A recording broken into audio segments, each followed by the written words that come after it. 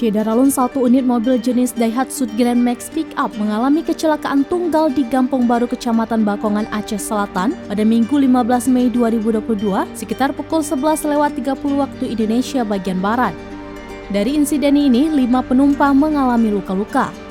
Kapolsek Bakongan Ibtu Sutardi mengatakan, mobil dengan nomor polisi BL8412ZE tersebut dikendarai oleh Bahrun Syah berusia 55 tahun, warga Gampong Kutabakdrin, Kecamatan Tangan-Tangan, Kabupaten Abdia.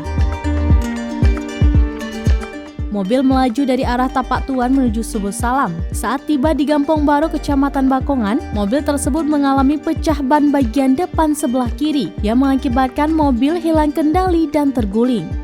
5 penumpang yang berada di dalam mobil mengalami luka-luka, 2 diantaranya mengalami luka berat. Saat ini mobil tersebut telah dievakuasi ke Polres setempat.